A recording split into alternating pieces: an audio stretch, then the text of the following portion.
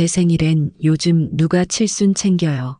돈도 없는데라며 외면하던 며느리가 친정아버지 칠순엔 당당히 몰디브로 떠났습니다. 더 뼈아픈 건 그 여행비가 제가 몰래 보태준 카드빚에서 나왔다는 사실이었죠. 친정이랑 시댁은 급이 다르다는 말까지 덧붙였을 때 제 마음속 마지막 끈이 조용히 끊어졌습니다. 저는 당장 며느리의 정신머리를 고쳐줘야겠다고 생각했어요.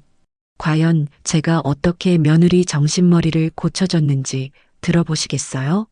어디서 듣고 계시는지 댓글에 남겨주세요. 여러분의 일상이 궁금합니다. 구독과 좋아요 버튼 꾹 눌러주시면 여러분께 더 많은 사연을 전해드리는데 큰 힘이 됩니다. 안녕하세요. 저는 한정욱이라고 합니다. 올해 70이 되었어요. 평생을 검소하게 살면서 이 작은 아파트 한 채를 지켜왔습니다. 남편이 세상을 떠난 지도 벌써 10년이 넘었네요. 그 이후로는 아들 내외와 함께 살고 있어요. 70번째 생일이 다가오던 어느 가을날이었습니다. 창밖으로 단풍잎이 하나둘 떨어지는 모습을 바라보며 마음 한구석이 묘하게 설레더라고요. 다른 건 바라지도 않았어요. 그저 소박한 상차림에 가족들이 모여 앉아서 건강만 하세요라고 따뜻한 한마디라도 건네주면 그것만으로도 충분할 것 같았습니다. 저녁 준비를 하면서 거실에 앉아 있는 아들과 며느리를 살짝 바라봤어요. 아들 최준호는 소파에 기대어 핸드폰을 보고 있었고 며느리 장서영은 화장대 앞에서 이것저것 발라가며 외출 준비를 하고 있었습니다. 평상시보다 조금 더 정성스럽게 반찬을 만들면서도 마음속으로는 어떻게 꺼낼까 고민했어요. 설거지를 마치고 앞치마를 벗으며 조심스럽게 입을 열었습니다. 다음 주가 내 칠순인데 우리 가족끼리라도 작은 자리 하나 해볼까? 아들이 핸드폰에서 고개를 들더니 잠깐 망설이는 표정을 짓더라고요. 그런데 며느리가 화장대에서 돌아서며 차가운 목소리로 말했습니다. 어머니, 요즘 누가 칠순잔치 같은 거 해요? 그리고 돈도 없는데 무슨 잔치를 해요? 그 순간 가슴이 쿵하고 내려앉는 것 같았어요. 마치 찬물을 머리부터 발끝까지 뒤집어 쓴 기분이었습니다. 며느리의 표정에는 귀찮다는 기색이 역력했고 아들은 그저 고개를 숙인 채 아무 말도 하지 않았어요. 아, 그래. 아무래도 그렇지? 겉으로는 담담하게 대답했지만 속으로는 얼마나 서운했는지 몰라요. 70평생을 살아오면서 이렇게 쓸쓸한 기분을 느껴본 적이 없었습니다. 친구 박영자는 저번 달에 칠순잔치를 성대하게 치렀고 옆집 할머니도 자식들이 호텔에서 가족 모임을 해줬다는 이야기를 들었거든요. 그날 밤 잠자리에 누워서도 계속 생각났어요. 며느리의 싸늘한 말투가 귓가에 맴돌았습니다. 돈도 없는데라고 말했지만 사실 우리 형편이 그렇게 어려운 것도 아니었어요. 물론 부자는 아니지만 생활하는데 큰 무리는 없었거든요. 다음 날 아침 밥상을 차리면서도 마음이 무거웠습니다. 아들과 며느리는 평소처럼 조용히 아침을 먹고 출근 준비를 했어요. 아무도 어제 일에 대해서는 언급하지 않았습니다. 마치 아무 일도 없었던 것처럼 말이에요. 설거지를 하면서 거울에 비친 제 모습을 보니 어느새 이마에 주름이 깊게 패여 있더라고요. 언제 이렇게 늙었나 싶으면서도 한편으로는 내가 너무 큰 기대를 했나 하는 생각도 들었어요. 세상이 변했으니 나도 변해야 하는 건가 싶기도 했고요. 그런데 이상하게도 마음 한구석에서는 뭔가 서운함이 계속 자라고 있었습니다. 단순히 잔치를 못하는 것 때문이 아니었어요.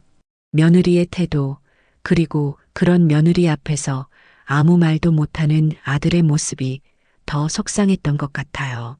칠순이라는 건 인생에서 한 번뿐인 의미 있는 날인데 그것조차 귀찮아하는 며느리를 보니 앞으로 우리 가족이 어떻게 될지 막막하기만 했습니다. 며느리 서영이는 겉보기에는 항상 말끔하고 세련되게 보였습니다. 매일 다른 옷을 입고 나가고 핸드백도 자주 바뀌더라고요. 아들 준호가 대기업에 다니긴 하지만 그렇게 여유롭게 살 정도는 아닌데도 말이에요. 어느 날 우연히 알게 된 일이었습니다. 며느리가 화장실에 들어간 사이 핸드폰이 울리더라고요. 거실 테이블 위에 놓여진 핸드폰 화면에 KB카드라는 글자가 선명하게 보였어요. 그때부터 조금씩 눈치채기 시작했습니다. 며느리가 택배를 받는 횟수가 유난히 많았어요. 명품 브랜드 상자들이 현관에 쌓여 있는 모습을 자주 봤죠. 그리고 친구들과 만날 때마다 비싼 레스토랑이나 호텔 라운지에서 만나는 것 같더라고요. 사진을 보여주면서 자랑하는 모습을 보니 한 번 나가면 적어도 10만 원은 쓰는 것 같았어요. 그러던 어느 날 저녁이었습니다. 설거지를 하고 있는데 며느리가 조심스럽게 다가왔어요. 평소와는 다른 조금 움츠러든 모습이었습니다. 어머니, 죄송한데 급한 일이 있어서 그러는데요. 혹시 300만 원 정도 잠깐 빌려주실 수 있을까요? 갑작스러운 부탁에 깜짝 놀랐어요. 300만 원이라는 게 작은 돈이 아니니까요. 왜 필요한지 물어보니 카드값이 생각보다 많이 나와서 급하다고 하더라고요. 며느리의 얼굴이 창백해 보였어요. 사실 제가 모아둔 적금이 있었습니다. 남편이 돌아가시고 나온 보험금을 혹시 모를 일에 대비해서 한 푼도 안 쓰고 모아둔 돈이었어요. 며느리가 그렇게 어려워하는 모습을 보니 마음이 아프더라고요. 돈을 빌려주면서 며느리에게 말했어요. 아들한테는 말하지 말자고요. 준호가 스트레스 받을까봐 걱정됐거든요. 며느리도 고개를 끄덕이며 정말 고맙다고 빨리 갚겠다고 약속했습니다. 그런데 그게 시작이었어요. 한 달 후에 또 돈을 빌려달라고 하더라고요. 이번에는 200만 원이었어요. 그 다음 달에는 100만 원. 처음에는 정말 일시적인 어려움인 줄 알았는데 점점 빈도가 잦아지고 금액도 커지더라고요. 며느리를 자세히 살펴보니 쇼핑 중독에 가까웠습니다. 스트레스가 쌓이면 백화점에 가서 이것저것 사들고 오는 거예요. 한 번 나가면 몇십만 원씩 쓰고 들어오는 게 일상이 되어버린 것 같아 보였어요. 여행도 자주 갔어요. 친구들과 제주도나 부산으로 1박 2일 여행을 가면서 호텔에서 스파도 받고 맛있는 음식도 먹는다고 하더라고요. 아들 몰래 갚아준 카드빚이 벌써 2천만 원을 넘어갔습니다. 제가 평생 모아둔 적금을 거의 다 털어서 도와준 셈이었어요. 매번 며느리는 정말 죄송하다고 꼭 갚겠다고 약속했는데 갚아지기는커녕 빚만 계속 늘어나더라고요. 가장 속상했던 건 며느리의 태도 변화였어요. 처음에는 정말 미안해하고 고마워하던 모습이었는데 시간이 지나면서 점점 당연하게 여기는 것 같더라고요. 어머니, 이번 달 카드값도 좀 부탁드려도 될까요? 말투도 처음보다 훨씬 가벼워졌어요. 마치 용돈을 달라고 하는 것처럼 자연스럽게 말하는 거예요. 그럴 때마다 가슴이 답답했지만 아들이 알게 되면 가정에 분란만 올까봐 말도 못했죠. 밤마다 잠이 안 와서 뒤척이는 날이 많아졌어요. 이대로 계속 도와주는 게 맞는 건지, 며느리가 정말 정신을 차릴 수 있을지 의문이 들기 시작했습니다. 제 통장 잔고는 점점 줄어들고 있는데 며느리의 씀씀이는 전혀 나아지지 않았거든요. 그런데도 아들 앞에서는 아무렇지 않은 척해야 했어요. 가족의 평화를 위해서라고 스스로를 달래면서 말이에요. 그런데 운명이란 게 참 무서운 것 같아요. 제가 그렇게 조심스럽게 숨겨온 일들이 한순간에 무너져 내릴 줄은 꿈에도 몰랐거든요. 그날은 평범한 화요일 오후였습니다. 점심 설거지를 마치고 부엌에서 저녁 반찬 준비를 하고 있었어요. 무와 배추를 손질하면서 오늘은 뭘 해먹을까 고민하고 있는데 거실에서 며느리의 목소리가 들렸습니다. 처음에는 별로 신경 쓰지 않았어요. 평소처럼 친구와 통화하는 줄 알았거든요. 그런데 점점 목소리가 커지더라고요. 흥분한 듯한 톤이었어요. 이번에 우리 아빠 칠순이라서 온 가족이 몰디브 가기로 했다니까. 그 순간 손에서 물을 떨어뜨릴 뻔했어요. 몰디브라고요? 며느리가 계속 떠들어대는 소리가 귀에 들어왔습니다. 맞아. 사흘 동안 리조트에서 지낼 거야. 아빠가 워낙 해외여행을 좋아하셔서 이번 기회에 제대로 모시고 가려고 해. 비행기표만 해도 한 사람당 200만 원 넘게 나왔어. 저는 그 자리에 굳어서 서 있었어요. 귀를 의심했습니다. 분명히 들었어요. 며느리 친정아버지 칠순의 온 가족이 몰디브 여행을 간다는 이야기를요. 제 칠순에는 돈도 없는데 무슨 잔치냐고 해놓고서는 차가운 목소리로 요즘 누가 칠순잔치 같은 걸 하냐고 말했던 며느리가 지금은 그렇게 신이 나서 친정아버지 칠순 여행 이야기를 하고 있는 거예요. 다리에 힘이 빠져서 부엌 의자에 주저앉았어요. 가슴이 쿵쾅쿵쾅 뛰어서 숨쉬기가 힘들 정도였습니다. 온몸이 부들부들 떨리더라고요. 며느리의 통화는 계속됐어요. 응, 남편도 완전 좋아해. 이런 기회가 언제 또 있겠어? 우리 아빠도 평생 몰디브는 처음이라고 하시면서 벌써부터 설레신다고 하셔. 저는 싱크대에 기대서서 눈물이 나오는 걸 참았어요. 같은 칠순인데 이렇게 차이가 날 수가 있나요? 며느리 친정아버지는 가족들과 함께 해외여행을 가는데 저는 집에서 조용히 지나가는 평범한 하루가 될 거라고 체념하고 있었던 거예요. 그런데 더 충격적인 건 그 다음 말이었어요. 아, 맞다. 이번에 카드로 결제할 건데 한도가 좀 부족해서 걱정이었거든. 근데 시어머니가 그동안 도와주셔서 여유가 생겼어. 정말 다행이지 뭐야. 그 말을 듣는 순간 머리가 하얘졌어요. 제가 그동안 아들 몰래 갚아준 그 돈으로 며느리가 카드 한도를 늘려서 친정아버지 칠순 여행비를 결제했다는 뜻이었어요. 제 돈으로 카드값 내라고 준 그 돈으로 말이에요. 그러면서 정작 저한테는 칠순잔치 한번 해달라는 말에 돈 없다고 차갑게 거절했던 거였죠. 부엌 바닥에 주저앉아서 울고 싶었어요. 이런 배신감을 느껴본 적이 없었습니다.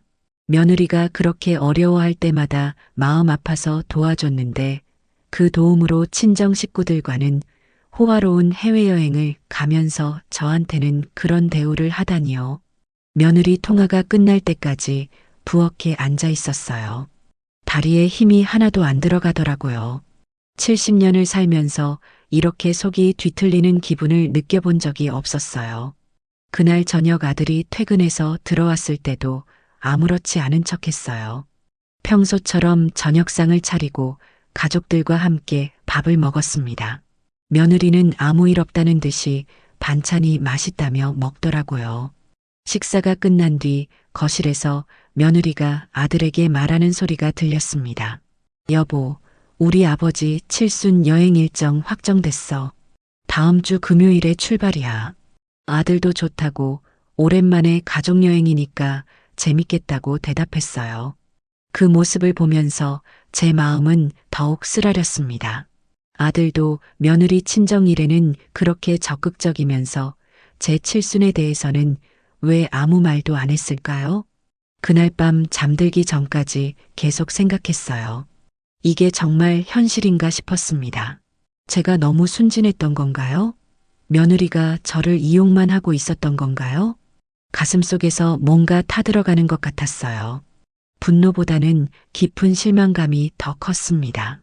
가족이라고 생각했는데 결국 저는 그저 필요할 때만 이용당하는 존재였던 거네요. 그 생각이 머릿속에서 떠나지 않아서 며칠 동안 제대로 잠을 잘 수가 없었어요. 다음 날 아침 아들이 출근 준비를 하고 있을 때 더 이상 참을 수가 없었습니다. 속에서 계속 뭔가가 끓어오르는 것 같았어요. 이대로 모른 척하고 넘어갈 수는 없겠더라고요. 아들이 넥타이를 메고 있을 때 조심스럽게 물어봤어요. 준호야, 너희 정말 서영이 아버지 칠순에 해외여행을 간다는 거야? 아들이 넥타이 매던 손을 멈추고 저를 바라봤어요. 잠깐 당황하는 기색이 보였습니다. 그러더니 고개를 돌리며 대답했어요. 그런 계획이 있긴 해요, 엄마. 그 순간 가슴이 철렁 내려앉았어요. 정말이었구나 싶었죠. 아들의 표정을 보니 뭔가 미안해하는 것 같기도 하고 어색해하는 것 같기도 했어요. 그런데 돈은 어디서 나는 거니? 몰디브 여행이면 얼마나 비싼데. 아들이 시선을 피하면서 머뭇거리더라고요. 한참을 망설이다가 작은 목소리로 말했습니다. 서영이가 아버지 칠순 기념으로 자기가 카드로 결제했다고 하더라고요. 그 말에 온몸에 소름이 돋았어요. 그 카드 빚을 제가 몰래 갚아준 걸 아들은 모르고 있는 거였어요. 며느리가 아들한테도 거짓말을 하고 있었던 거죠. 눈앞이 캄캄해졌습니다. 제가 그동안 얼마나 바보같이 당하고 있었는지 깨달았죠. 며느리는 저한테서 돈을 받아서 카드 빚을 정리하고 그걸로 카드 한도를 늘려서 친정 식구들과 해외여행을 가는 거였어요. 아들은 아직도 상황을 제대로 파악하지 못하고 있었어요. 그냥 아내가 카드를 좀 많이 써서 여행비가 마련됐다고 생각하고 있는 거죠. 제가 뒤에서 얼마나 많은 돈을 대신 갚아줬는지도 모르고 말이에요. 그날 하루 종일 마음이 복잡했어요. 화가 나면서도 한편으로는 아들이 불쌍하기도 했어요. 자기 아내가 시어머니를 이용해서 돈을 뜯어내고 있다는 걸 모르고 있으니까요. 저녁에 며느리가 평소처럼 화장대 앞에 앉아서 스킨케어를 하고 있더라고요. 그 모습을 보니 더욱 화가 치밀었어요. 제 돈으로 친정 식구들과 호화 여행을 가면서 아무렇지도 않은 표정을 짓고 있는 거예요. 며느리 앞에서는 차마 따져 물을 용기가 나지 않았어요. 괜히 집안 분위기만 험악해질 것 같았거든요. 그래서 그냥 속으로만 삭혔습니다. 그런데 그날 밤 잠들기 전에 문득 든 생각이 있었어요. 이대로 계속 당하고만 살 수는 없겠다는 생각이었죠.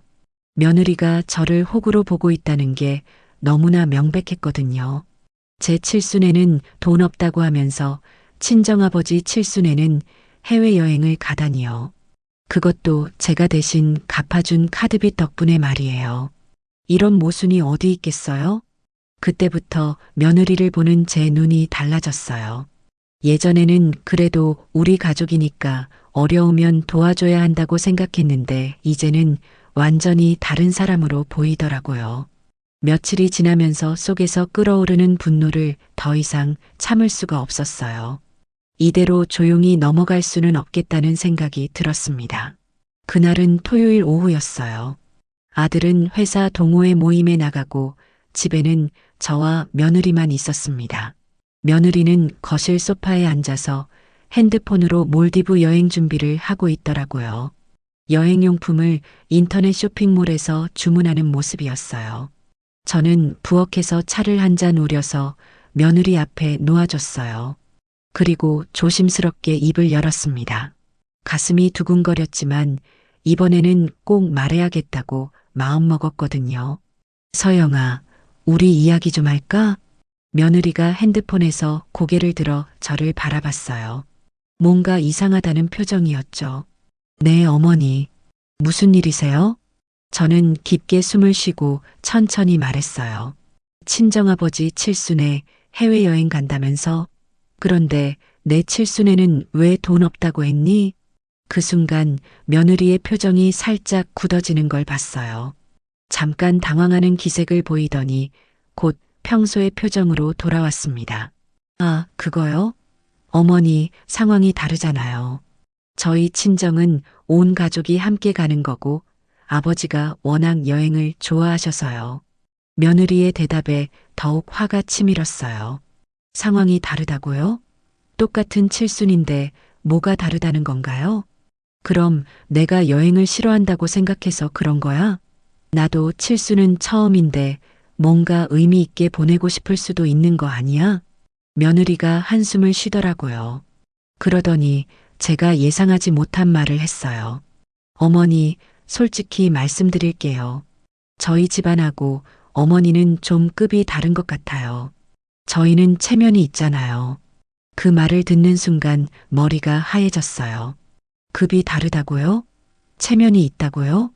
제가 지금까지 들어본 말 중에서 가장 충격적인 말이었어요. 손이 부들부들 떨렸습니다. 70년을 살면서 이런 모욕을 당해본 적이 없었거든요. 며느리가 저를 그렇게 생각하고 있었다니 믿을 수가 없었어요. 급이 다르다고? 그럼 그동안 네가 카드빚 갚으려고 나한테 빌린 그 돈들은 뭐야? 며느리의 얼굴이 순간 창백해졌어요. 잠깐 말을 잇지 못하더니 이내 태연한 척했어요. 그건 일시적으로 어려워서 부탁드린 거잖아요. 어머니도 흔쾌히 도와주셨고요. 2천만 원이 넘는 돈을 일시적이라고 하는 며느리를 보고 있자니 기가 찼습니다. 그 돈을 갚기는커녕 더 빌려달라고만 하면서 일시적이라고 하다니요. 며느리가 짜증스러운 표정을 지었어요. 들켰으니까 이제 본색을 드러내기 시작한 거죠. 어머니, 저도 힘들어서 그런 거예요. 요즘 물가도 오르고 살기 어려워서요. 어머니는 집도 있고 연금도 나오시잖아요. 연금이라고 해도 한 달에 겨우 30만 원 남짓한 돈이었어요. 그것도 생활비로 다 나가고 나면 남는 게 거의 없었죠. 제가 며느리를 도와준 건 평생 모아둔 적금을 털어서 한 일이었는데 며느리는 그걸 당연하게 생각하고 있었던 거예요. 그날의 대화가 끝날 때까지 저는 계속 떨고 있었어요. 분노와 실망감이 뒤섞인 복잡한 감정이었습니다. 며느리가 저를 그런 식으로 생각하고 있다는 게 너무 충격적이었습니다. 며느리는 마지막에 이런 말까지 했어요. 어머니, 시대가 바뀌었어요. 요즘은 각자 살기 바쁜 세상이잖아요. 너무 옛날 생각만 하지 마세요. 그 말을 들으면서 정말 화가 머리끝까지 치밀었어요. 제가 옛날 사람이라서 며느리를 도와주는 게 당연하다고 생각하고 있다는 뜻이잖아요. 그날 밤 잠자리에 누워서도 며느리의 말이 계속 맴돌았어요. 급이 다르다는 말, 체면이 있다는 말, 그리고 각자 살기 바쁜 세상이라는 말까지 모든 말이 저를 무시하는 내용이었죠. 며느리가 제게 받은 도움은 벌써 잊어버리고 이제는 저를 무시하기까지 하는 거예요. 친정아버지 칠순에는 온 가족이 해외여행을 가면서 말이에요. 그 순간 마음속에서 뭔가 딱 하고 끊어지는 소리가 났어요. 참아왔던 모든 인내심이 한계에 달한 것 같았습니다. 이제는 더 이상 며느리의 이런 행동을 참고 넘어갈 수 없겠다는 생각이 들었어요. 며느리가 저를 그렇게 생각한다면 저도 이제는 다르게 행동해야겠다고 마음먹었습니다. 더 이상 당하고만 살 수는 없었거든요. 그런데 며느리는 여전히 아무렇지도 않은 듯 여행 준비를 계속하고 있었어요. 출국 전날 밤 며느리는 거실 바닥에 큰 캐리어를 펼쳐놓고 짐을 싸고 있었습니다. 새로 산 비키니며 원피스며 온갖 옷가지들을 정성스럽게 개어서 넣더라고요. 그 모습을 보니 가슴속이 더욱 답답해졌어요. 그 와중에도 며느리는 신이 나서 아들에게 말하고 있었어요. 여보, 몰디브 날씨 진짜 좋대. 우리 아버지도 벌써부터 설레신다고 하셔. 아들도 기대된다면서 웃고 있더라고요. 그 모습을 보면서 저는 더욱 서글펐습니다. 며느리 친정 일에는 그렇게 들뜬 모습을 보이면서 제 칠순에 대해서는 왜 그런 관심을 보이지 않았을까요? 출국 당일 아침이었어요. 며느리는 일찍 일어나서 화장을 하고 여행용 옷으로 갈아입었습니다. 평소보다 훨씬 화려하게 차려입은 모습이었어요. 새로 산 명품 가방도 메고 있었고요. 공항으로 가는 택시를 기다리면서 며느리가 저한테 말했어요. 마치 아무 일도 없었던 것처럼 밝은 목소리였습니다. 어머니, 저희 다녀올게요. 그 순간 저는 차갑게 바라볼 수밖에 없었어요. 며칠 전에 저한테 했던 모욕적인 말들이 아직도 생생하게 기억나는데 이렇게 태연하게 인사를 할 수 있다니요. 아들도 여행 가방을 들고 나와서 말했어요. 엄마, 저희 없는 동안 잘 지내고 계세요. 선물 사올게요. 잘 지내라고요? 선물을 사온다고요? 며느리가 저를 어떻게 생각하고 있는지, 그리고 제 돈으로 그 여행을 간다는 사실을 아들은 아직도 모르고 있다는 게 답답해 미칠 지경이었습니다. 택시가 도착해서 아들과 며느리가 캐리어를 끌고 나갔어요. 며느리는 마지막에 손을 흔들면서 웃고 있었습니다. 그런데 그 웃음이 저한테는 비웃음으로 보였어요. 집에 혼자 남겨진 후 정말 허무했어요. 텅 빈 집안에서 제가 얼마나 바보같이 당해왔는지 다시 한번 깨달았거든요. 그날 오후에 여행 사진들이 카카오톡 사진으로 전해졌어요. 며느리가 공항에서 찍은 사진부터 시작해서 비행기 안에서 찍은 셀카까지 다양했죠. 가장 어이없던 건 며느리가 면세점에서 쇼핑하는 사진이었어요. 명품 매장에서 가방을 들고 포즈를 취한 사진 밑에는 이런 글이 적혀 있었습니다. 아버지 칠순 기념으로 온 가족이 선물 하나씩? 이런 기회가 언제 또 있겠어요? 그 사진을 보는 순간 피가 거꾸로 솟는 것 같았어요. 면세점에서 명품을 사는 것도 모자라서 온 가족이 선물을 하나씩 산다고 자랑하고 있는 거예요. 그것도 제가 대신 갚아준 카드빚 덕분에 말이에요. 저녁에는 몰디브 리조트에 도착한 사진들이 올라왔어요. 푸른 바다를 배경으로 찍은 가족 사진에서 며느리는 환하게 웃고 있었습니다. 새로 산 비키니를 입고 포즈를 취한 사진도 있었고요. 사진 밑에 적힌 글을 보니 더욱 화가 났어요. 아버지 칠순 기념으로 이런 천국 같은 곳에 와서 힐링하는 중. 역시 가족여행이 최고. 가족여행이 최고라고요? 애초에 저는 가족이 아니란 말이겠죠. 제 칠순에는 가족여행은커녕 집에서 조용히 보내라고 했으면서 친정아버지 칠순에는 이런 호화여행을 가다니요.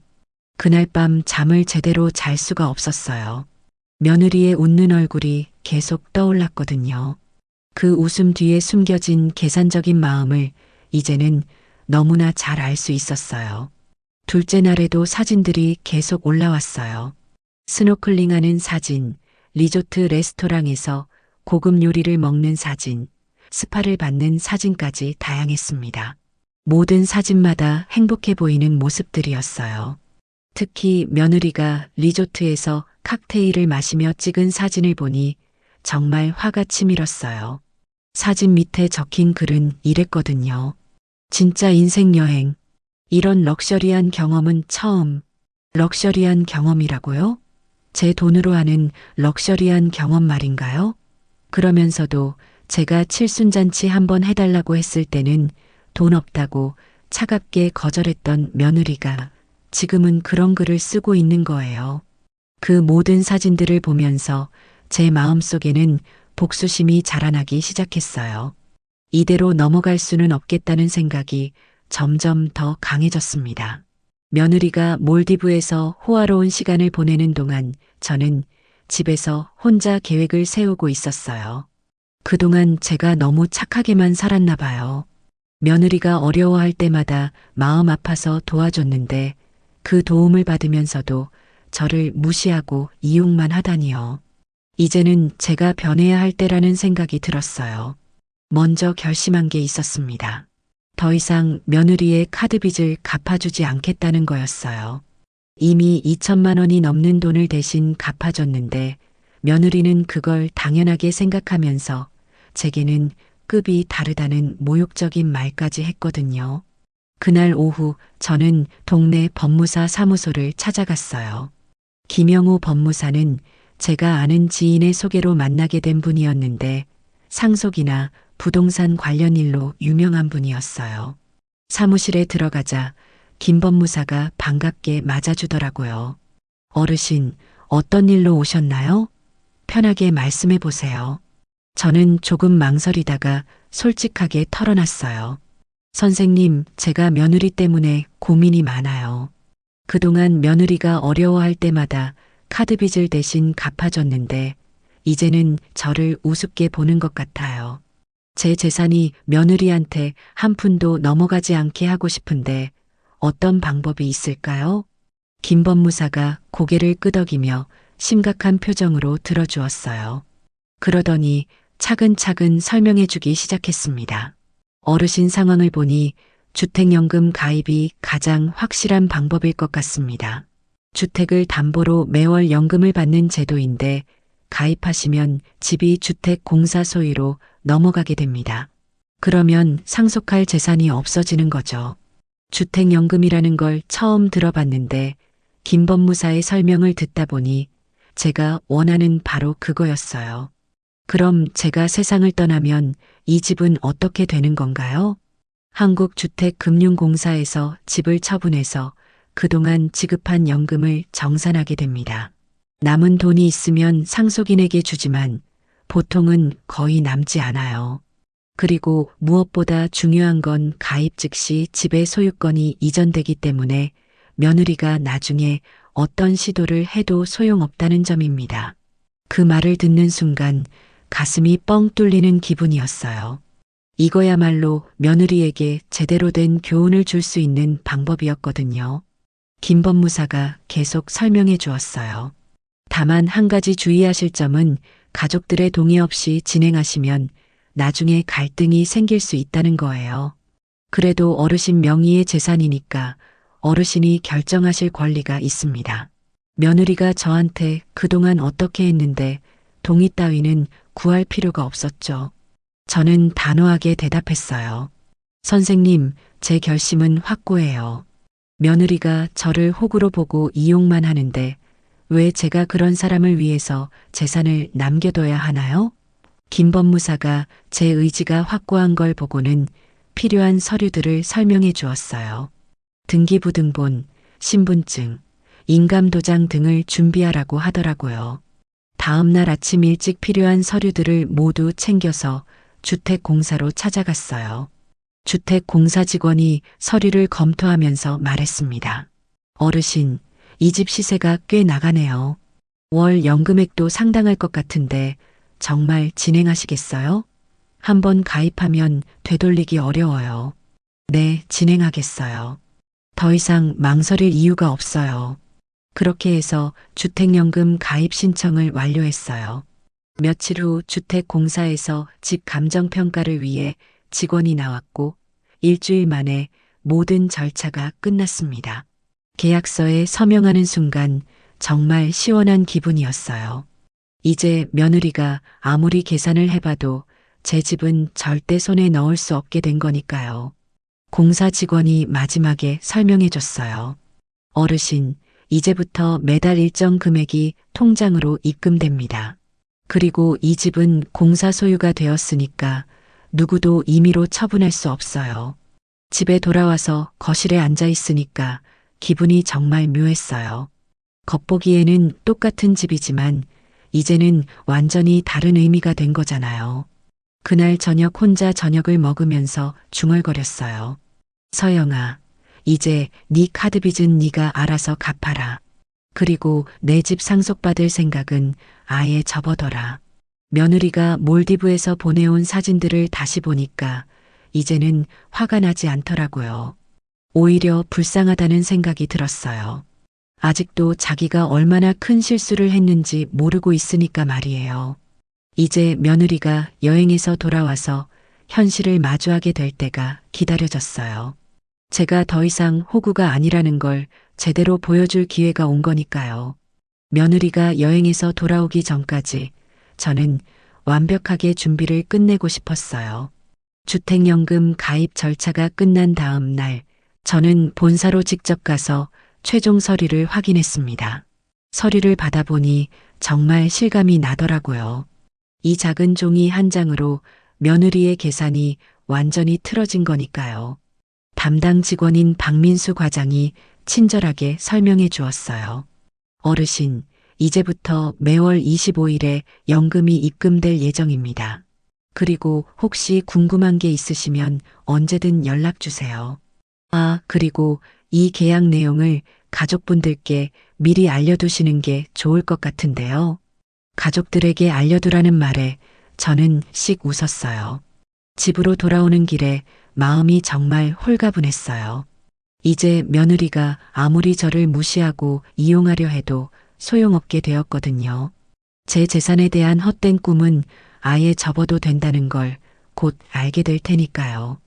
그날 오후에는 은행에 들러서 통장 정리도 했습니다. 그동안 며느리 카드빚을 갚느라 거의 바닥났던 적금 통장을 보니까 씁쓸하더라고요.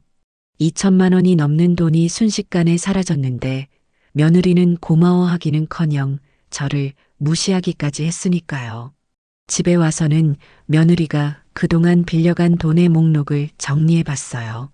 수첩에 하나씩 적어보니까 정말 어마어마한 금액이었습니다. 100만 원부터 시작해서 300만 원, 500만 원까지 점점 금액이 커졌어요. 그 목록을 보면서 속으로 중얼거렸어요. 서영아, 내가 그동안 나한테서 받은 돈이 이렇게 많은데도 나를 무시했구나. 이제는 한 푼도 더 받을 수 없다는 걸 곧 알게 될 거야. 저녁을 혼자 먹으면서도 계속 생각했어요. 며느리가 여행에서 돌아와서 다시 카드빚 때문에 어려워하면 어떻게 될까요? 아마 또 저한테 와서 도와달라고 할 거예요. 그때가 바로 제가 모든 걸 밝힐 때죠. 그런데 한 가지 걱정되는 게 있었어요. 아들 준호의 반응이었거든요. 아들은 아직도 며느리가 어떤 사람인지 제대로 모르고 있어요. 자기 아내가 저를 그렇게 무시하고 이용하고 있다는 걸 알면 얼마나 충격받을까 싶었죠. 그래도 이제는 아들도 현실을 알아야 할 때라고 생각했어요. 며느리가 얼마나 계산적이고 이기적인 사람인지 말이에요. 다음 날 아침 저는 동네 슈퍼에 장을 보러 갔어요. 슈퍼 사장인 김정순 아주머니가 반갑게 인사하더라고요. 어머님, 며느리분이랑 아드님은 여행 가신 거예요? 요즘 집에 혼자 계시는 것 같던데요. 네, 며느리 친정아버지 칠순이라서 몰디브로 가족여행 갔어요. 와, 몰디브라니 정말 좋겠네요. 요즘 젊은 분들은 부모님께 정말 잘하시는 것 같아요. 그 말을 듣는 순간 씁쓸한 웃음이 나왔어요. 며느리가 친정아버지한테는 잘하는 게 맞죠. 그런데 시어머니인 저한테는 어떻게 했는지 김 사장님은 모르시겠죠. 라며 속으로 말해보았습니다. 집으로 돌아와서는 며느리가 보낸 여행 사진들을 다시 봤어요. 이제는 화가 나기보다는 오히려 안쓰러웠어요. 저렇게 신이 나서 돈을 쓰고 있는데 앞으로 그 카드빚을 어떻게 갚을 생각인지 모르겠더라고요. 그날 저녁 잠자리에 들기 전에 거실에 앉아서 조용히 생각해 봤어요. 이제 며느리가 돌아와서 현실을 마주하게 될 때가 기다려졌어요. 그동안 저를 무시하고 이용만 했던 대가를 톡톡히 치르게 될 테니까요. 창밖을 바라보니까 달이 참 밝더라고요. 마치 제 마음처럼 환하게 빛나고 있는 것 같았어요. 이제야 정말 후련한 기분이 들었습니다. 속으로 중얼거렸어요. 내일부터 며느리가 돌아오면 정말 재밌어질 거야. 그동안 나를 호구로 본 대가를 제대로 보여줄 때가 왔으니까요. 드디어 며느리와 아들이 몰디브 여행에서 돌아오는 날이 되었어요.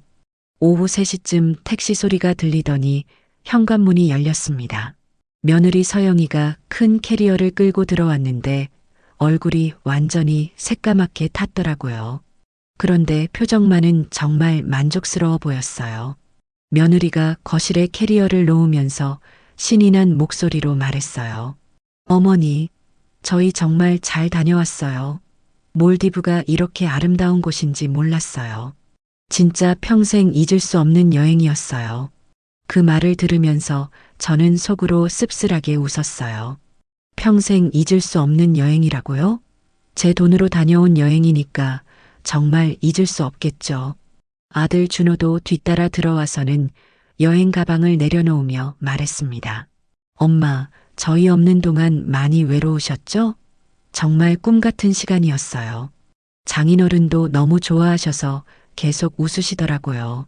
저는 태연하게 웃으면서 대답했어요. 그래, 잘 다녀왔구나. 많이 힘들었겠다. 며느리가 캐리어를 열면서 흥분해서 이야기하기 시작했어요. 어머니, 정말 대단했어요. 물이 이렇게 맑을 수가 있나 싶을 정도로 투명하고 예뻤어요. 그리고 리조트 음식도 정말 맛있었고, 스파도 받고, 스노클링도 하고, 정말 다 해봤어요. 며느리의 말투에서 완전한 만족감이 느껴졌죠. 그 모습을 보니까 더욱 화가 치밀더라고요. 제 칠순에는 그렇게 차갑게 거절해놓고 친정아버지 칠순에는 이렇게 호화로운 여행을 다녀와서 자랑하고 있으니까요. 며느리가 쇼핑백을 꺼내면서 계속 떠들었어요. 아, 맞다. 어머니 선물도 사왔어요. 몰디브 특산품인 코코넛 오일이랑 차 같은 거예요. 면세점에서 이것저것 많이 샀는데 정말 좋은 것들만 골라왔어요. 선물이라고 내놓은 걸 보니까 겨우 몇만 원짜리 소품들이더라고요. 몇천만 원짜리 여행을 다녀와서 저한테는 이런 걸 선물이라고 주는 거예요. 그래, 고맙다. 수고했겠다. 아들도 옆에서 덧붙였어요. 엄마, 저희가 찍은 사진들 보여드릴게요. 정말 아름다운 곳이에요. 온 가족이 함께해서 더욱 의미 있는 시간이었어요. 의미 있는 시간이라는 말에 가슴이 답답해졌어요. 그럼 제 칠순은 의미 없는 시간이란 말인가요? 같은 칠순인데 왜 이렇게 차이를 두는 건지 정말 이해할 수가 없었습니다. 며느리가 핸드폰으로 사진들을 보여주면서 신이 나서 설명했어요. 어머니, 이 사진 보세요. 저희가 선셋 크루즈 탄 거예요. 바다 위에서 보는 석양이 정말 환상적이었어요. 사진을 보면서 저는 복잡한 기분이었어요. 한편으로는 가족들이 즐거운 시간을 보낸 것 같아서 다행이라고 생각하면서도 다른 한편으로는 그 즐거운 시간이 제 희생으로 이루어진 거라는 생각에 속이 쓰렸거든요. 그날 저녁 식사 시간에도 며느리와 아들은 계속 여행 이야기만 했어요. 몰디브의 음식이 어땠다, 날씨가 어땠다, 사람들이 어땠다 하면서 끝없이 떠들어댔죠. 저는 그 모든 이야기를 들으면서 속으로 계속 생각했어요. 이제 며느리가 현실로 돌아와서 카드 청구서를 받아보면 어떤 반응을 보일까요? 분명히 또 저한테 와서 도와달라고 할 텐데 그때가 바로 제가 준비해둔 걸 보여줄 때죠. 며느리는 아직도 자기가 얼마나 큰 실수를 했는지 모르고 있었어요. 저를 무시하고 이용만 해도 계속 도와줄 거라고 생각하고 있는 거죠. 이제 곧 현실을 마주하게 될 텐데 말이에요. 며느리가 여행에서 돌아온 지 일주일이 지났을 때였어요. 그때까지도 며느리는 여전히 몰디브 이야기만 하고 있었죠. 그런데 어느 날 오후 며느리의 표정이 갑자기 어두워지더라고요. 핸드폰을 보면서 얼굴이 하얗게 질리는 모습이 보였어요. 아마 카드 청구서가 나온 모양이었습니다. 며느리가 당황한 목소리로 혼잣말을 하더라고요. 어떻게 이렇게 많이 나왔지? 계산이 안 맞는데. 저는 부엌에서 설거지를 하면서 그 모습을 지켜봤어요. 드디어 현실을 마주하는 순간이 온 거죠. 그동안 제 돈으로 카드 빚을 갚아서 한도를 늘렸는데 이제는 그 한도를 다 써버리고 더 이상 갚을 돈이 없다는 걸 깨달은 거예요. 며칠 후 저녁 식사 시간에 며느리가 조심스럽게 말을 꺼냈어요. 어머니, 죄송한데 이번 달 카드 청구 금액이 좀 많이 나와서요. 여행하면서 예상보다 많이 쓴 것 같아요. 혹시 또 도와주실 수 있을까요? 그 말만을 기다리고 있었어요. 저는 젓가락을 내려놓고 며느리를 똑바로 쳐다봤습니다. 얼마나 나왔는데? 2,500만 원 정도요. 정말 죄송해요. 꼭 갚을게요. 2,500만 원이라는 금액을 듣는 순간 아들 준호가 깜짝 놀라더라고요. 뭐? 2,500만 원? 서영아, 도대체 뭘 그렇게 많이 산 거야? 며느리가 당황해서 변명하기 시작했어요. 여행비랑 쇼핑한 것들, 그리고 리조트에서 이것저것. 생각보다 많이 나왔어요. 저는 그때 결심했어요. 이제 모든 걸 털어놓을 때가 된 거라고 말이에요. 더 이상 숨길 이유도 없고 며느리에게 현실을 제대로 보여줄 때가 왔다고 생각했거든요. 준호야, 서영아, 너희 둘 다 이리 와. 내가 중요한 이야기를 할 게 있어. 두 사람이 저를 바라봤어요. 아들은 뭔가 심각한 분위기를 느꼈는지 긴장한 표정이었고, 며느리는 혹시 또 도와준다는 이야기인가 하는 기대 섞인 표정이었어요. 저는 천천히 입을 열었습니다. 우선 서영이, 네가 그동안 나한테 빌린 돈이 얼마인지 알고 있니? 정확히 2,400만 원이야. 네가 카드빚을 갚아야 한다고 해서 내가 평생 모아둔 적금을 다 털어서 준 돈이지. 아들이 깜짝 놀라면서 소리쳤어요. 엄마, 그게 무슨 말씀이세요? 서영이가 엄마한테 그렇게 많은 돈을 빌렸다고요? 며느리 얼굴이 새하얗게 변했어요. 자기가 아들한테 거짓말을 하고 있었다는 게 들통난 거죠. 저는 계속 말했어요. 그래, 준호야. 잘난 며느님이 그동안 나한테 몰래 와서 카드빚 갚아달라고 계속 돈을 빌려갔어. 처음에는 300만 원, 그 다음에는 500만 원, 점점 금액이 커져서 마지막에는 한 번에 1,500만 원까지 빌려간 적도 있어. 아들이 며느리를 바라보며 따져 물었어요. 서영아, 이게 정말이야? 엄마한테 그렇게 많은 돈을 빌렸으면서 나한테는 왜 말 안 했어? 며느리가 변명하려고 했어요. 여보, 당신한테 걱정 끼치기 싫어서. 그리고 곧 갚을 수 있을 줄 알았어. 갚을 수 있을 줄 알았다고요? 저는 냉소적으로 웃었어요. 갚을 수 있을 줄 알았다면서 왜 계속 더 빌려갔어? 그리고 내 칠순에는 돈 없다고 하면서 내 친정아버지 칠순에는 몰디브 여행을 가는 게 맞는 거야? 며느리가 할 말을 잃고 있을 때 저는 가장 중요한 폭탄을 던졌어요. 그리고 너희 둘 다 잘 들어도 내가 이미 이 집을 주택연금에 가입시켰어. 이제 이 집은 내 것도 아니다. 아들과 며느리가 동시에 놀란 표정을 지었어요. 엄마, 그게 무슨 말씀이세요? 내가 이 집을 담보로 맡기고 매달 연금을 받는 거야. 그리고 내가 세상을 떠나면 이 집은 공사에서 처분해서 그동안 받은 연금을 정산하는 거지. 다시 말해서 너희한테 상속할 집은 이제 없다는 뜻이야. 며느리가 비명을 질렀어요. 어머니, 그럼 저희는 어떡해요? 이 집이 없으면 어디서 살아요? 그때 저는 단호하게 말했어요. 그건 너희가 알아서 해. 그리고 너, 이제부터 네 카드빚은 절대 도와주지 않을 거야. 그동안 내가 호구였다고 생각했겠지만 이제는 아니야. 며느리가 울먹이는 소리로 말했어요. 어머니, 제가 잘못했어요. 다시 기회를 주세요. 정말 정신 차리고 살게요. 저는 그 말에 차갑게 대답했어요. 기회? 이미 수없이 많은 기회를 줬는데 내가 어떻게 했어? 나를 무시하고 이용만 했잖아. 이젠 너무 늦었다. 당장 이 집에서 나가. 그날 밤 집안이 완전히 뒤바뀌었어요. 그동안 숨겨왔던 모든 진실이 드러나면서 모든 게 달라진 거죠. 이제야 며느리가 자신의 행동에 대한 대가를 치르게 된 거예요. 그날 밤부터 집안 분위기가 완전히 바뀌었습니다. 며느리 서영이는 계속 울면서 용서해달라고 빌었고 아들 준호는 충격에서 벗어나지 못하고 있었어요. 다음 날 아침 며느리가 빨간 눈으로 제게 와서 무릎을 꿇고 말했어요. 어머니, 정말 잘못했어요.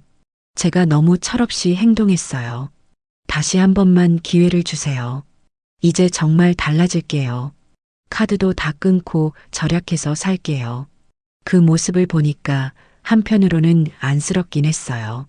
그래도 마음을 바꿀 수는 없었습니다. 이미 선을 넘은 일이 너무 많았거든요. 얘 이미 늦었어. 그동안 네가 나한테 어떻게 했는지 잊었니? 급이 다르다고 체면이 있다고 했던 말들 말이야. 며느리가 더욱 울면서 대답했어요. 그때는 제가 정말 잘못 생각했어요. 스트레스 받고 화가 나서 말도 안 되는 소리를 한 거예요. 어머니가 그동안 얼마나 도와주셨는데 제가 그런 말을 했겠어요. 아들도 옆에서 저를 설득하려고 했어요. 엄마, 서영이도 반성하고 있으니까 한 번만 더 봐주세요. 저도 앞으로 더 잘 관리할게요. 저는 단호하게 고개를 저었어요. 이미 결정한 일이었거든요. 안 돼. 이미 주택연금 계약도 끝났고 내 마음도 정해졌어. 너희는 이제 나가서 독립해서 살아야 해. 그날부터 며느리와 아들은 급하게 새로운 집을 구하기 시작했어요. 그런데 문제가 하나둘씩 드러나기 시작했습니다. 며느리의 카드빚이 워낙 많아서 전세 대출을 받을 수가 없었던 거예요. 일주일 후 며느리가 절망적인 표정으로 말했어요. 어머니, 저희가 갈 곳이 없어요. 은행에서 대출도 안 해주고 전세금도 마련할 수가 없어요. 제 신용도가 너무 낮아져서 아무것도 할 수가 없어요. 그때서야 며느리가 자신의 상황이 얼마나 심각한지 깨달은 것 같았어요. 그동안 저한테 기대서 카드빚을 갚아왔는데 이제는 그것도 불가능해진 거죠. 아들도 회사에서 돈을 빌려보려고 했는데 쉽지 않았어요. 결국 며느리 친정에 도움을 요청하게 되었죠. 며칠 후 며느리가 울면서 돌아왔어요.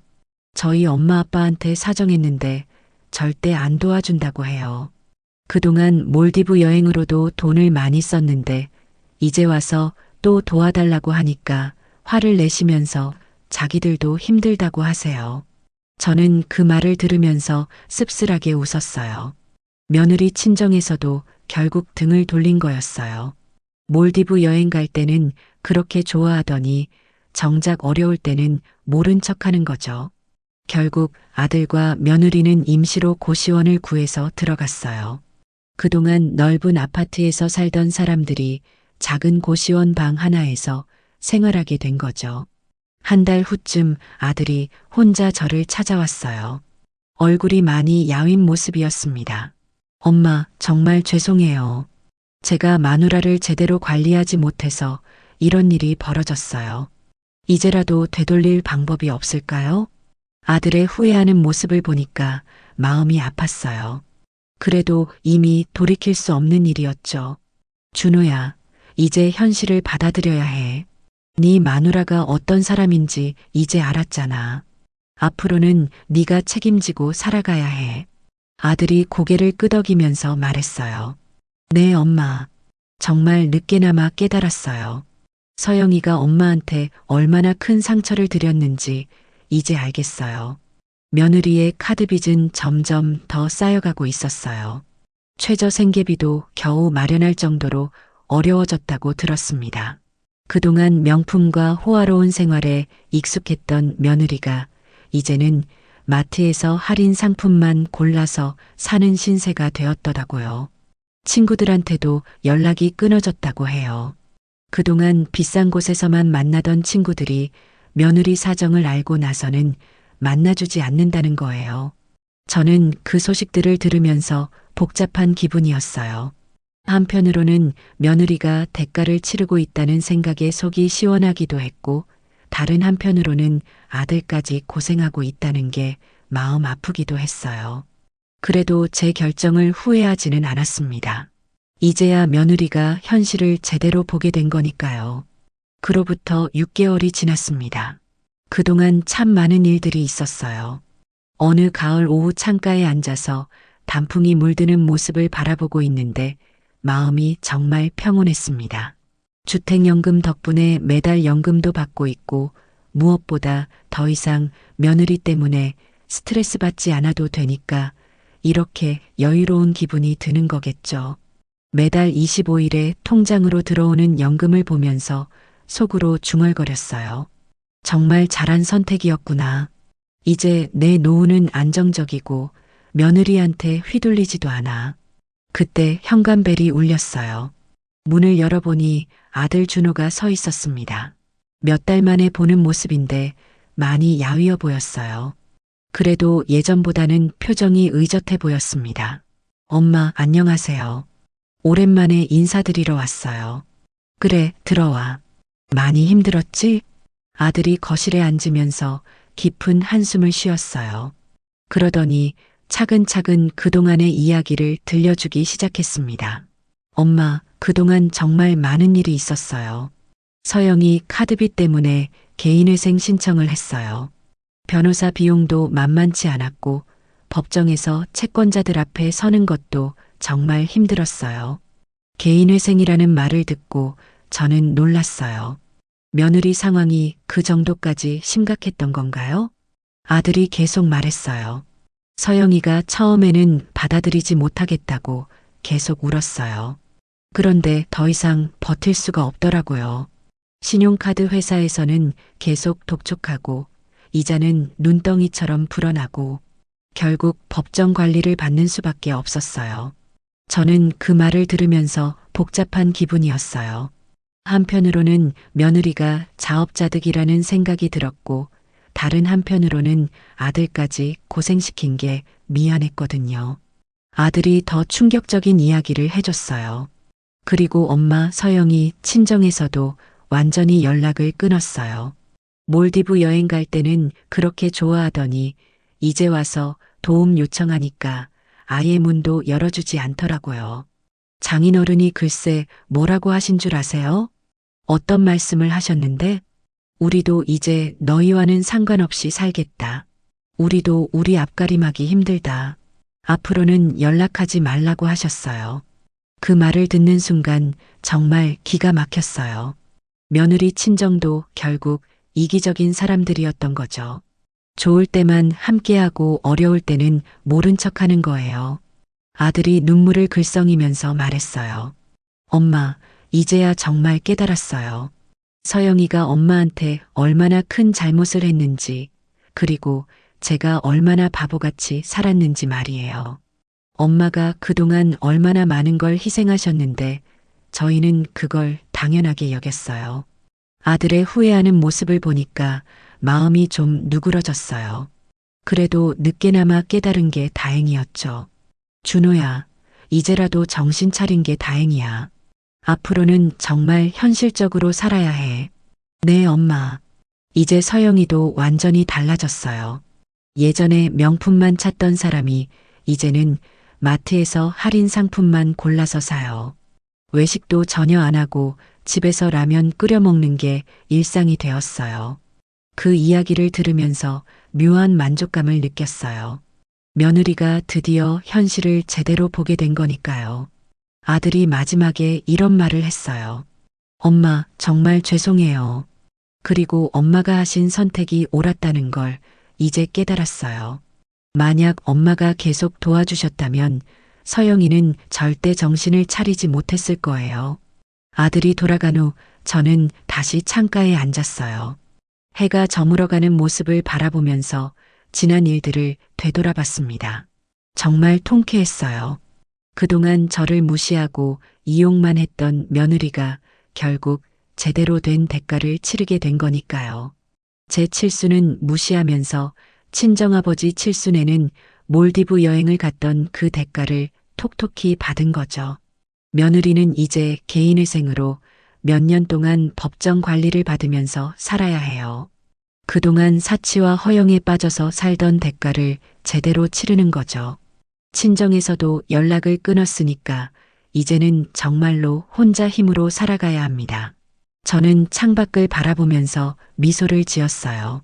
서영아, 이제 알겠니? 사람을 함부로 대하면 안 되는 거야. 특히 도움을 주는 사람을 무시하고 이용만 하면 결국 이렇게 되는 거야. 그리고 저 자신에게도 말해줬어요. 이제는 정말 당당하게 제 노후를 즐기면서 살 수 있게 되었다고 말이에요. 주택연금 덕분에 경제적으로도 안정되었고 무엇보다 더 이상 누구한테도 휘둘리지 않고 제 의지대로 살 수 있게 되었어요. 이런 통쾌한 기분을 느껴본 적이 없었습니다. 지금 제 마음은 정말 시원하고 평온합니다. 이제야 진정한 제 인생을 살고 있다는 기분이에요. 네, 정옥님 사연 잘 들어보았습니다. 도움을 주는 사람을 당연하게 여기고 무시하면 결국 큰 대가를 치르게 된다는 교훈을 주신 것 같아요. 여러분 정옥 할머니께 응원과 위로의 댓글 남겨주세요. 큰 힘이 됩니다. 구독과 좋아요 버튼 꾹 눌러주시고 오늘도 끝까지 함께 해주셔서 감사합니다.